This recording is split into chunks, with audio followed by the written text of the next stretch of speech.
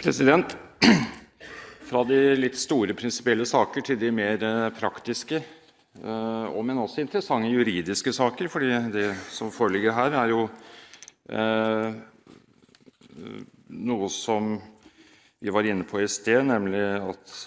Stortinget hver dag treffer vedtak i form av lovvedtak, og hvis vi blir enige her, så ender det også med en forbedring av boligbyggeloven. Forslaget er at det skal være lettere enn tidligere for et boligbyggelag som eier alle aksjene i et aksjeselskap, å innfusjonere dette hvis de mener selv at de har behov for det. I dag er det ikke noen slik hjemmel for slike fusjoner når det gjelder boligbyggelag, mens man allerede i samvirkelovens paragraf 119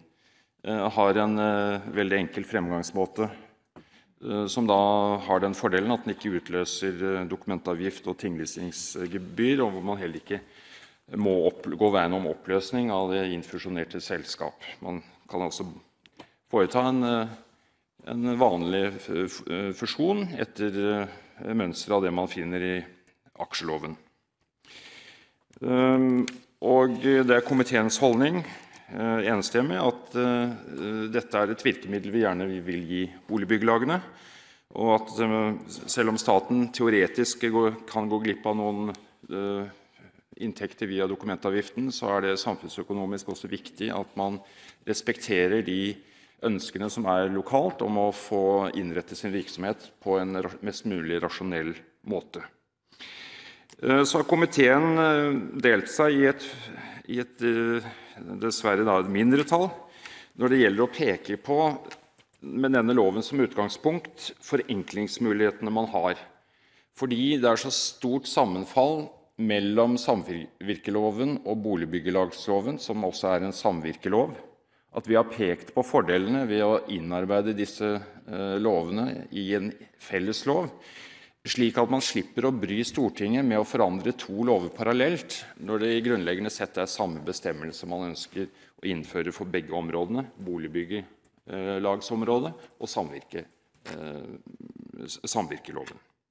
Så det vi gjør nå er at, og det som også flertallet er med på, det er å oppjustere boligbyggelagsloven, så vi får samme fusjoneringsmulighet som allerede er i samvirkelovens paragraf 119 som nevnt.